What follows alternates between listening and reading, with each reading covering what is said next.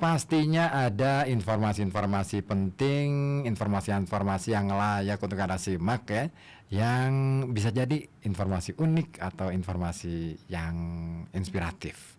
Dan jangan lupa nanti pukul 14.00 alias 2 siang ya, jam 2 siang nanti akan ada gelar wicara bersama seorang pebisnis keren namanya Muhammad Asim. Dia adalah seorang owner Sarung Batik Ashima Inara. Apa Inaro ini bacanya? Iya, nanti akan bicara tentang batik lokal cita rasa nasional, cerita di balik bisnis sarung Pekalongan. Nah, kayaknya seru nih. Ya, yang namanya sarung itu identik dengan masyarakat pesisir terutama Pekalongan. Karena masyarakat Pekalongan itu bisa dikatakan ya sudah sangat akrab banget dengan sarung.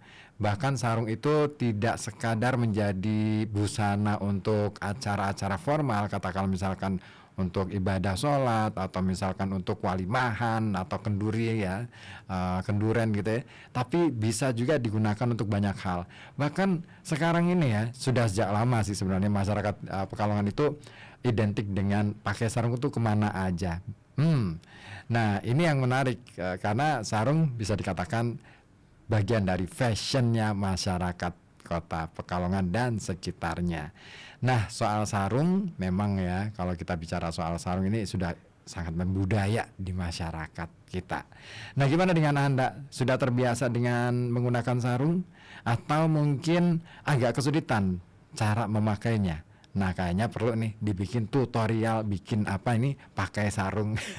Ada deh kayaknya di beberapa waktu lalu saya sempat sih nonton reels tentang tutorial memakai sarung, mengenakan sarung. Nah banyak ya teknik untuk menggunakan sarung itu. Ada yang lipat 2, ada yang lipat 1 dan lain sebagainya. Banyak sekali tekniknya. Nah penasaran silakan aja cari sendiri. Reelsnya ya. Nah ngomongin soal budaya, ngomongin soal tradisi, ada satu tradisi ya kalau kita bicara tentang tradisi terutama di menyambut tahun baru. Nah ini selalu ada tradisi-tradisi menarik nih di belahan dunia manapun termasuk di Indonesia. Dan banyak ya, ini sudah mentradisi sejak lama. Nah, seperti yang diinformasikan sebuah surat kabar Headfolk edisi 2 Februari tahun 1935. Wah, sudah lahir belum? Belum ya? Iya ya. Kayaknya kalau ada yang lahir di tahun itu dan masih hidup gitu ya, ini nampaknya usianya sudah berapa ya? Hampir 100 tahun ya. Ya 90 tahun lah ya. Nah di surat kabar Headfolk ini memberitakan tentang tahun baru ala pribumi atau Inland's New Year. Nah ini dari sudut pandang jurnalis Belanda ya. Nah jadi tidak seperti hari-hari biasa ya, tidak seperti saat ini ya, tahun baru yang seperti sekarang ini. Peringatan tahun baru setiap malam 1 Januari alias tanggal 31 Desember di masa itu seperti dikatakan oleh jurnalis Headfolk, umat muslim Hindia Belanda waktu itu merayakan tahun baru mereka sesuai dengan adat muslim. Ada user 1342 tradisi malam takbir Landung Sari. Ya nanti deh kapan-kapan ya kita bahas. Nah menuju perayaan meriah sebagaimana tahun baru orang-orang Eropa ya. Perayaan tahun baru pribumi di masa Hindia Belanda pada waktu itu ya masyarakatnya mayoritas beragama Islam terjadi setelah bulan Ramadan menuju Syawal alias hari Lebaran. Namun sebelum merayakan tahun baru selama 4 minggu, ini seperti ditulis oleh jurnalis Headfolk, mereka atau pribumi ini melakukan mogok makan alias puasa ya di siang hari dan hanya makan atau berbuka saat jelang malam. Nah sesaat menjelang malam itulah atau waktu maghrib, suara gemuruh ya beduk berdentuman bertalu-talu dari berbagai penjuru masjid kampung dan menjadi petanda atau penanda mereka diperbolehkan untuk makan dan minum. Nah anak-anak kemudian menghentikan permainan mereka dan bergegas pulang ya pada waktu itu ya. diiringi suara gembira, weh makan makan makan makan gitu. Nah itu, nah kampung-kampung ini tetap ramai sampai larut malam. Para pedagang menjual buah-buahan, permen, makanan lainnya ya, berteriak keras di waktu menjelang malam karena menjajakan makanannya ya. Nah sekelompok pria juga terlihat berjongkok-jongkok terlibat dalam obrolan ramah antara tetangga ya, sambil bersendawa setelah makan kenyang mereka. Nah, sedangkan para wanita ini ya biasalah ya, nonggo kalau istilah kita ya, ngobrol sambil memaksakan gumpalan nasi masuk ke mulut anak-anaknya sambil apa ya, sambil menyuapi anak-anaknya. Nah, sementara para pemuda kampung yang sudah dewasa nih ya, menghibur diri dengan petasan atau terus-terusan memukul beduk ya. Suasana di Batavia pada waktu itu begitu ramai sampai selama bulan-bulan menjelang perayaan tahun baru pribumi. Nah, jadi tahun barunya pribumi itu bukan 1 Januari di masa itu, tapi hari Lebaran. Nah, begitu riuh ramainya malam-malam selama Ramadan. Lantas bagaimana orang-orang Eropa di Batavia pada waktu itu? Nah, catatan Head Folk melaporkan bahwa orang-orang Eropa dengan sakit kepala yang hebat dan mata sayu gelisah di tempat tidur mereka, tidak dapat tidur karena dengungan beduk yang monoton dan tak henti-hentinya. Oh, mereka ngerasa terganggu gitu ya. Nah, tapi itulah budaya kita waktu itu. Oke, ada yang komentar, wah waktu vibe tahun baru saat itu berarti mirip malam lebaran gak sih? Iya, karena tahun barunya orang pribumi pada waktu itu bukan tahun baru di 1 Januari yang diperingati, yang jadi meriah, tapi lebih pada malam 1 Syawal, ya, pada saat lebaran. Nah, beberapa hari menjelang Inland New Year, ribuan orang ini mulai memadati pegadaian demi untuk menebus perhiasan. Ini kayaknya sudah tradisi banget ya, perhiasan yang telah mereka gadaikan selama setahun terakhir. Nah, sementara yang lain menggadaikan beberapa barang milik mereka demi mendapatkan uang selama perayaan Lebaran. Nah, karena yang terpenting bagi orang-orang pribumi, ini orang-orang membutuhkan uang pada saat itu. Nah, maka dari itu para pekerja, jongos ataupun pegawai meminta persekot alias kalau zaman sekarang ya THR pada tuan mereka masing-masing. Oh gitu.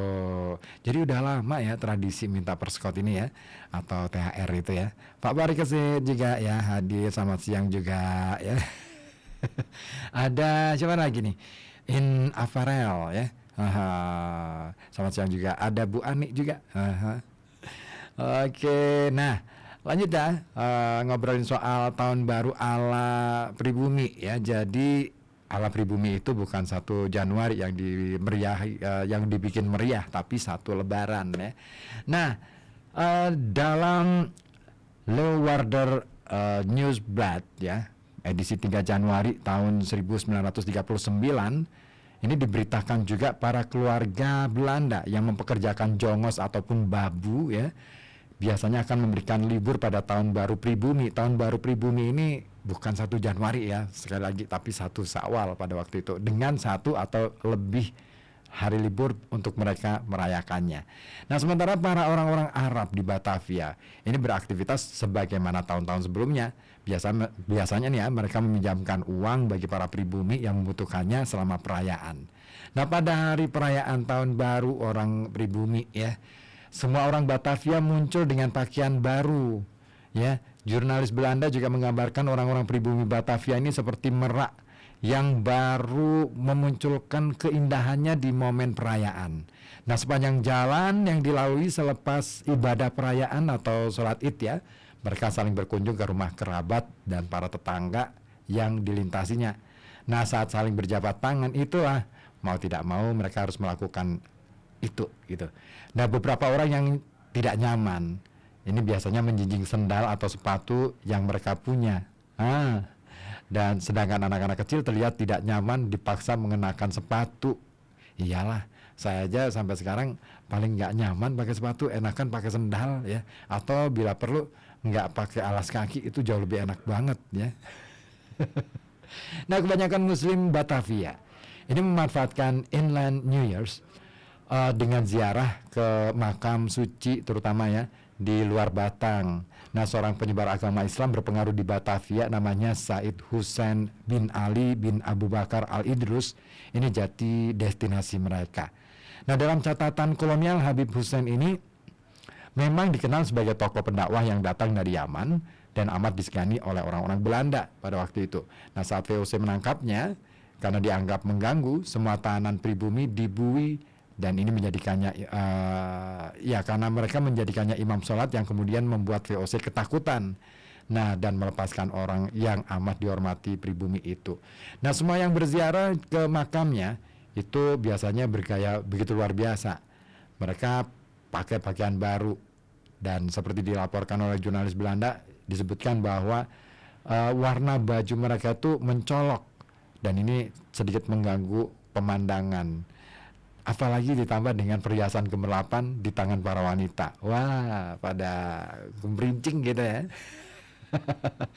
Nah, setelah sang jurnalis Hertzog kemudian menyadari ya, sejatinya perayaan Inland New Year's ini bukan benar-benar memperingati tahun baru. Tapi ya sama sekali bukan ya. Hanya saja perayaan pergantian tahun baru Masehi tak semeriah momen Lebaran. Nah, tahun baru Masehi dahulu dikenal dengan pesta perayaan orang-orang Eropa yang umumnya diadakan di pusat kota Batavia.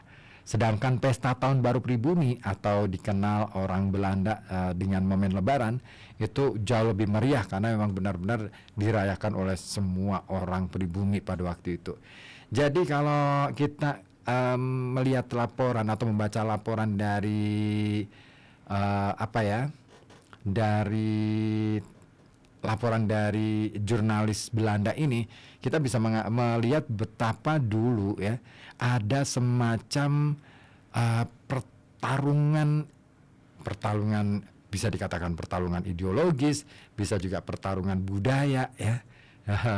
Orang-orang Eropa merayakan 1 Januari sebagai tahun baru, tapi perayaan mereka di bumi Nusantara ini pada waktu itu tidak semeriah hari Lebaran, karena Lebaran itu dirayakan oleh semua masyarakat pribumi pada waktu itu.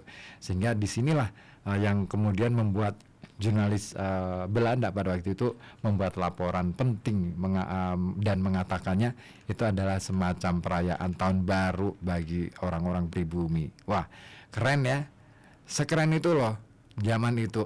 Saya nggak tahu apakah kita hari ini perlu melakukan semacam gerakan semacam itu.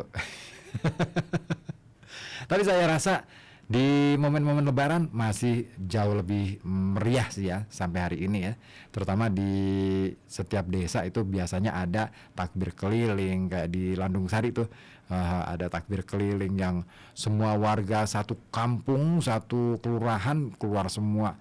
Di setiap desa itu ada. Dan ya semoga aja event semacam itu ya memberikan kita semakin semangat untuk merayakannya itu dengan hal yang positif, bukan dengan perayaan yang ya rame-rame aja tapi nggak ada maknanya. Jangan deh ya. Oke deh, masih akan ada informasi-informasi lain yang juga penting untuk Anda simak, jadi pantengin terus FM 91,2 Radio Kota Batik, News Interaktif Solutif di sini di Halo Kota Batik.